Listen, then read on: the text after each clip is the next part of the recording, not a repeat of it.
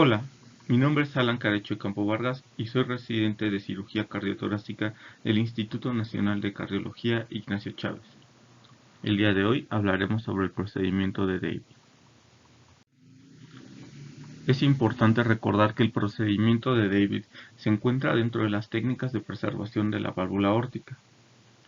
A continuación, hablaremos varios temas acerca del procedimiento.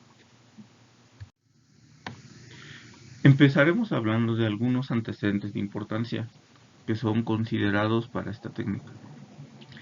A finales de la década de 1970, Sir Magdi Yacoub comenzó a reconstruir la raíz aórtica con una operación de remodelación que lleva su nombre y conserva la válvula aórtica nativa, pero no protege al anillo aórtico de la dilatación.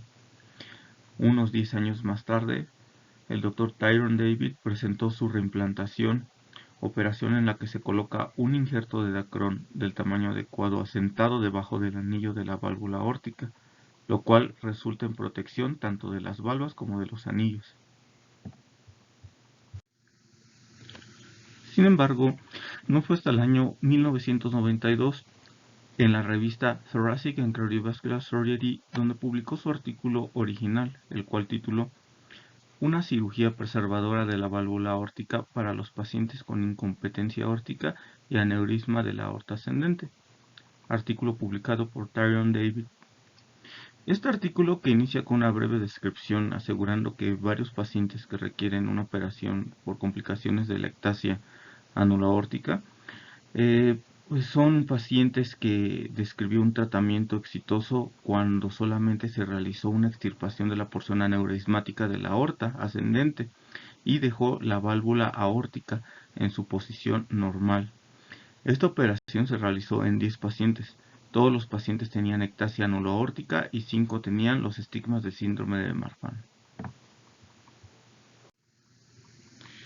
De forma de introducción, es importante recordar que la patología de la raíz aórtica usualmente puede tratarse con un cambio valvular aórtico, el cual puede ir acompañado con un reemplazo de la aorta ascendente y o reimplantación coronaria.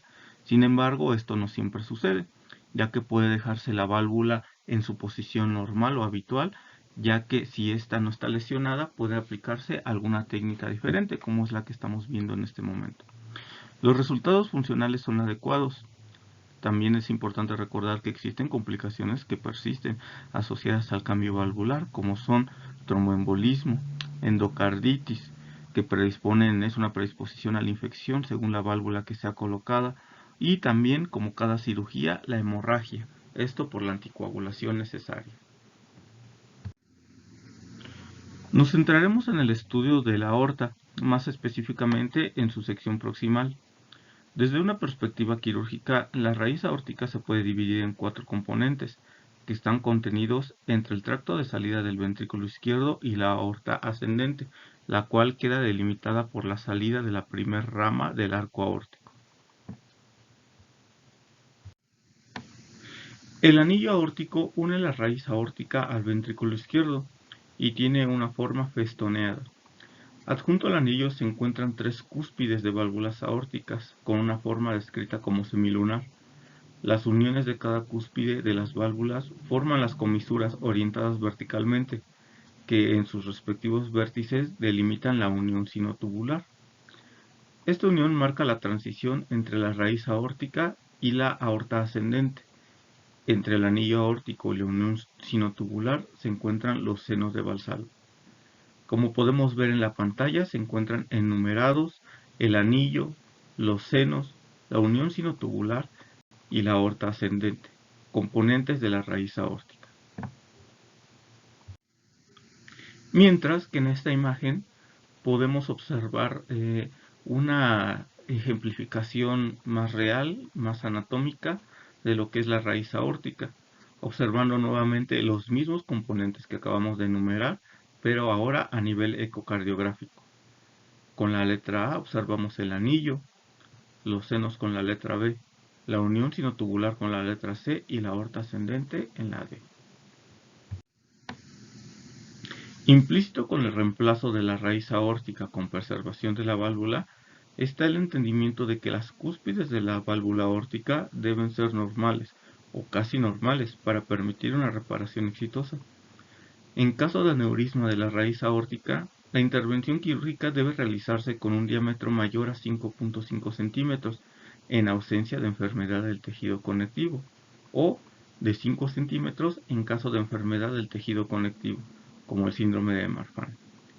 Si el diámetro de la raíz aórtica alcanza los 5 centímetros y las cúspides de la válvula aórtica permanecen normales, se puede justificar operar a un diámetro de 5 centímetros, incluso en ausencia de enfermedad del tejido conjuntivo, esto para maximizar la preservación de la válvula. Con antecedentes familiares de disección aórtica, la intervención se realiza en un diámetro de raíz entre 4.5 y 5 centímetros, el cual es adecuado. Y en el contexto de una enfermedad, de un síndrome de Loeys-Dietz, se puede adoptar un enfoque un poco más agresivo, ya que es importante que recordemos que estos pacientes tienen un alto riesgo de ruptura o de disección en una etapa todavía más temprana que los mencionados. En esta población de pacientes, el reemplazo de la raíz aórtica puede y debe llevarse a cabo cuando el diámetro de la raíz es mayor a 4 centímetros, o también podemos tomar en cuenta si la expansión es de más de 0.5 centímetros al año. Existen dos tipos de sustitución de la raíz aórtica con la técnica de preservación de la válvula aórtica. Estos se denominan remodelación y reimplantación. En términos generales, la remodelación implica el ajuste del diámetro de la unión sinotubular para permitir que las cúspides de la válvula aórtica coapten centralmente, con el reemplazo de uno o más de los senos si son aneurismáticos. El reimplante implica el ajuste del diámetro de la unión sinotubular, con sustitución de todos los senos de Valsalva y refuerzo del anillo aórtico mediante la fijación del anillo. Desde su inicio, esta técnica ha destacado por la fijación externa del anillo aórtico, evitando recurrencias de la insuficiencia aórtica por la redilatación del mismo. Y en un intento de recrear la morfología sinusal de los senos de Valsalva, la cual es anulada con algunas prótesis, han aparecido posteriores modificaciones técnicas hasta la última denominada David 5.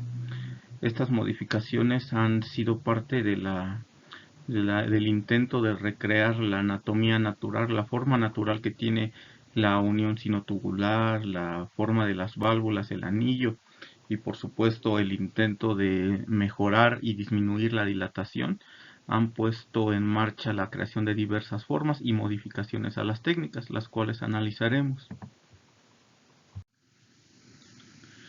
La reimplantación y sus variaciones fueron denominadas para fines prácticos como David 1 al número 5, de acuerdo a la modificación que se realizó. El David 1, que fue la descripción original de la reimplantación, es un procedimiento en el cual se utiliza un injerto, originalmente de Dacron, y va dirigido hacia el anillo, preservando las válvulas, las cuales quedan en una posición interna al injerto que se está aplicando.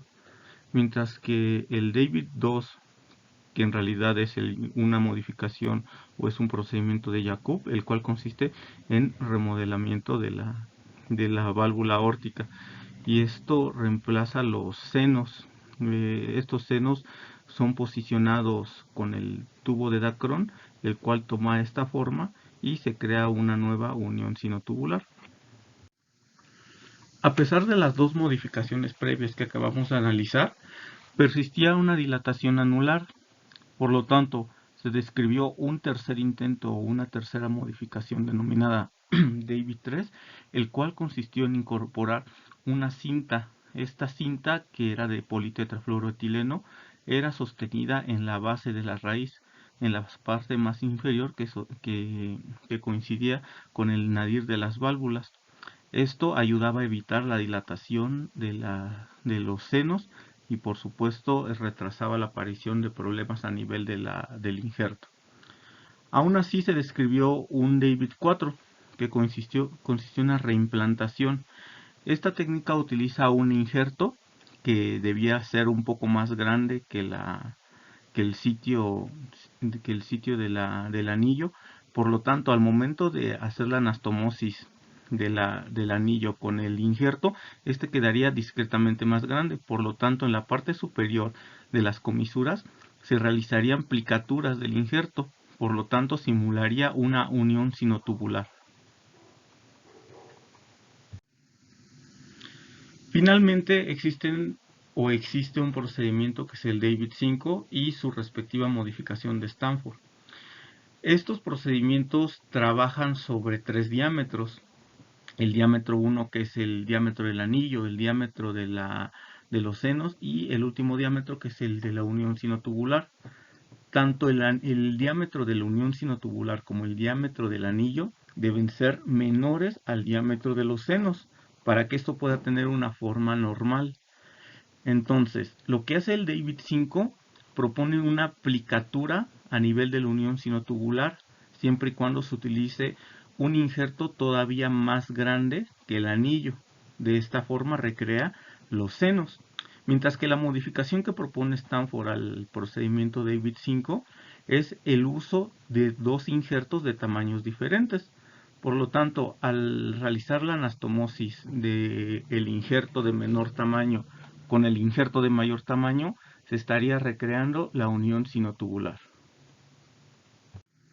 Ahora describiremos de una forma detallada lo que es el procedimiento de David.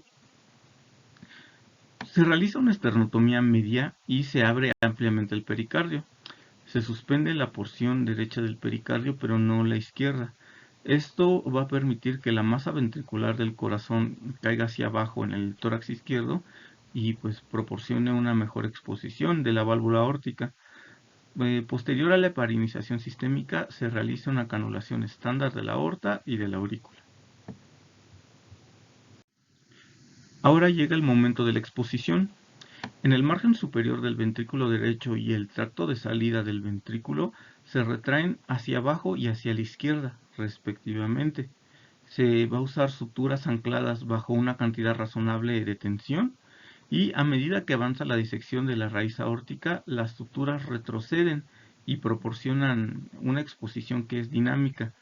Después del paro cardiopléjico se va a seccionar la aorta ascendente y se inspecciona pues, de una forma muy meticulosa y cuidadosa la válvula aórtica, porque nos debemos asegurar de que sea una estructura morfológicamente normal, ya que si existen calcificaciones, fenestraciones o cualquier desgarro significativo, en ese momento debemos suspender el procedimiento.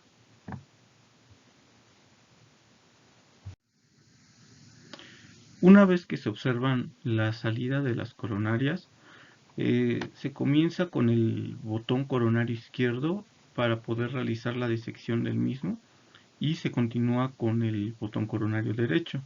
Esto debe ser retraído suavemente con suturas de polipropileno, si se puede 4 ceros, y después de completar esto, la aorta residual se recorta cuidadosamente para dejar el anillo aórtico y la válvula, la cual va a estar rodeada por aproximadamente 7 a 8 milímetros de aorta nativa.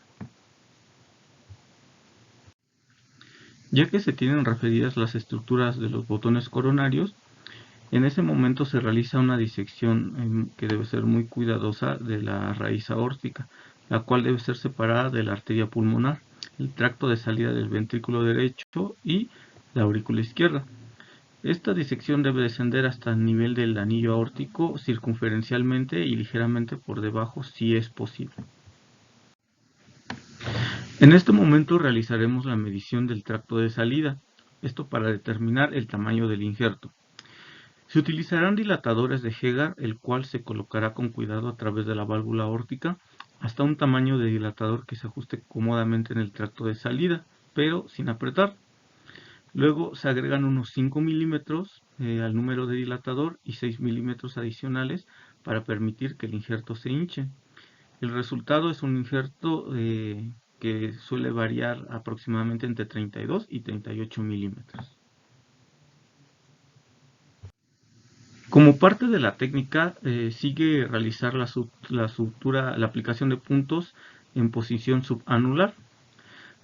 Vamos a colocar un total de 12 a 15 puntos de sutura de poliéster descritos como monofilamento de 2 ceros en forma de colchonero horizontal debajo del anillo, de manera que se coloca una sutura de colchonero debajo de cada comisura. Las suturas deben de colocarse de la manera más plana posible y no subir por las comisuras. Se debe usar la misma cantidad de puntos para cada seno si es posible, y se debe asegurar de que las suturas no atraviesen el endotelio aórtico, sino que todas queden enterradas debajo de él, o al menos así está descrita en la técnica original.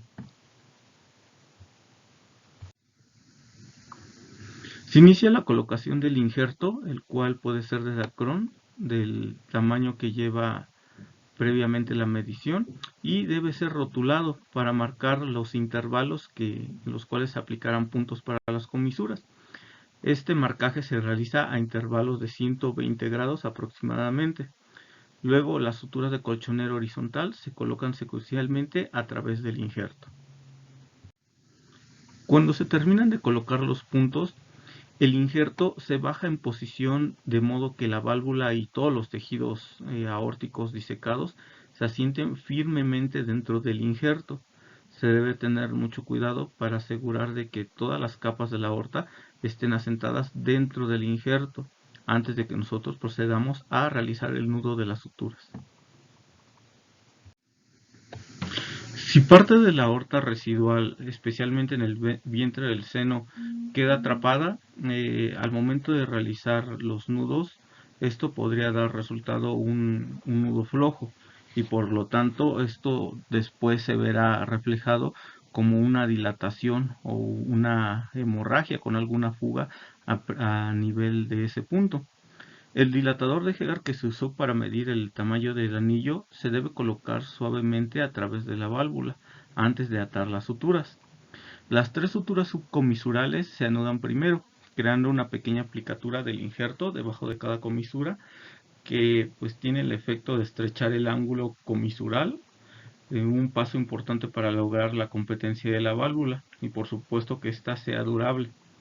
Luego las suturas restantes se anudan con firmeza pero no de manera ajustada en todo el contorno para mantener el dilatador de Hegar en su lugar y evitar el estrechamiento del tracto de salida del ventrículo. Una vez que se realizan los nudos de sutura, deberá notarse una pequeña resistencia en el momento en el que nosotros vamos a retirar el dilatador, pero al finalizar este paso se debe de retirar el dilatador de Hegar firmemente, pero no debe de ser imposible retirarlo, ya que esto nos estaría reflejando que los nudos fueron demasiado firmes o demasiado apretados y que el anillo disminuyó drásticamente su diámetro. Una vez que se han aplicado los puntos de sutura, debemos colocar las comisuras los puntos de las comisuras de las válvulas aórticas. Esto se hará con suturas de polipropileno de 3 ceros, los cuales se aplicarán puntos en forma de colchonero horizontal de adentro hacia afuera, anclando la parte superior de las comisuras de las válvulas al injerto a intervalos de 120 grados. Esto para lograr la adecuada firmeza del injerto y ejercer una tracción suave sobre el mismo para desenredar ligeramente sus ondulaciones. Debemos comprobar en este punto que los sitios de la unión comisural no obstruirán la reimplantación directa de las arterias coronarias. La raíz aórtica se irriga con una pequeña cantidad de solución salina fría y se inspeccionan las valvas pertenecientes al conjunto de la válvula aórtica. Esto para asegurarnos que la coaptación es la correcta y se encuentra en el mismo plano, obviamente sin prolapso en el tracto de salida del ventrículo izquierdo. Si se produce un prolapso significativo o si una valva en particular observamos nosotros que no coapta en el mismo plano que las demás, debemos considerar volver a colocar la comisura de la válvula en el injerto para estirar o relajar esta valva según sea necesario. Aún así, si esto falla, pues entonces el prospecto se suspende para realizar otro tipo de procedimiento. Esto queda a decisión del cirujano. Una vez que ya tenemos nuestros puntos de referencia comisurales, Llevaremos un extremo de la sutura de polipropileno desde el exterior hasta justo por encima de la parte superior de la aorta que está rodeando la comisura. Esto para realizar puntos de forma continua que llegarán hasta el otro extremo de la otra comisura. Así, sucesivamente se realizarán los puntos en las partes subsecuentes entre las comisuras restantes. De observar un velo prolapsado, este puede ser tratado. Lo que se realizará es de que se aplica una sutura a lo largo del margen libre de este velo para poder realizar un reforzamiento del mismo. La sutura que se utilizará puede ser de 6 ceros. Ya culminando con la cirugía, y una de las partes también más importantes es la implantación de las arterias coronarias. Se utiliza una disección fina de los botones coronarios para tener el tamaño apropiado en los nuevos senos que se están creando, y se debe de reimplantar con mucho cuidado. Luego de completar estas dos anastomosis, la operación se inspecciona cuidadosamente desde el interior para asegurarse de que las líneas de sutura en las coronarias sean uniformes y que no vayan a tener alguna fuga. Por último, se construye la anastomosis del injerto hacia la parte de lo que nos queda de aorta ascendente residual o incluso de arco aórtico. Esta se realizará con polipropileno de 3 ceros. Es importante comprender que en el injerto utilizado para el reemplazo del hemiarco tiene un diámetro o puede tener un diámetro más pequeño que el injerto utilizado para reemplazar la raíz aórtica. Esto con la finalidad de crear una unión sinotubular más anatómica. Las complicaciones más frecuentemente observadas del procedimiento es la insuficiencia aórtica tardía, esta como consecuencia de una dilatación anular que concluye con una insuficiencia. Sin embargo, en las series descritas se observa que el 95% de los pacientes se encontrarán libres de dilatación anular aórtica a 5 años de estudio. La reoperación varía de acuerdo a la serie, pero en general se describe que 5% de los pacientes necesitarán una reoperación al momento de salir de quirófano. Como parte de las complicaciones generales de la cirugía cardíaca, la FA también es parte de las arritmias más frecuentemente encontradas en los pacientes. Una vez terminado la revisión del procedimiento de David, es importante recordar que esta técnica pertenece a un subconjunto de procedimientos que se denominan preservadores de la válvula aórtica. Además de las múltiples modificaciones que ya comentábamos y algún otro procedimiento de remodelación, recientemente se ha descrito también otra forma u otro intento de preservar y mantener la anatomía de la raíz aórtica. Uno de estos intentos es la manga de Florida o de Florida Sleeve, el cual es un procedimiento que está descrito en un conjunto de pacientes con síndrome de Marfan originalmente. ¿Qué es lo que pretende este procedimiento?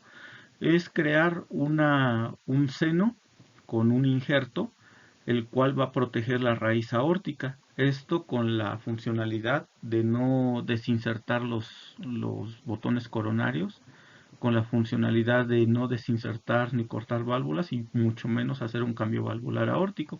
Simplemente se realiza una protección situada alrededor de los botones coronarios y por lo tanto una protección de los senos, lo cual va a evitar la dilatación del mismo.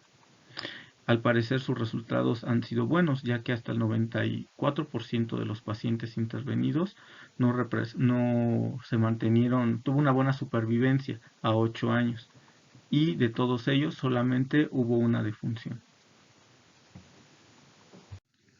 Como conclusiones podemos decir lo siguiente: la preservación de la válvula aórtica utilizando técnicas de reemplazo de la raíz con preservación de la válvula se puede realizar con excelentes resultados, incluido tasas de baja mortalidad perioperatoria. Queda por verse los resultados a largo plazo en relación con el procedimiento dental. Debemos tomar en cuenta que tanto la remodelación como la reimplantación han dado buenos resultados a largo plazo. Y las técnicas alternativas, como una de las que mencionamos, A pesar de que todavía están en fase de investigación, es una corriente que está creciendo continuamente y ya tiene muchos estudios y muchos resultados que parecen empezar a apoyar el uso de estas técnicas alternativas. Sin embargo, esto lo veremos en estudios a largo plazo. Y eso sería todo lo correspondiente a la revisión del tema del procedimiento de David. Muchas gracias por su atención.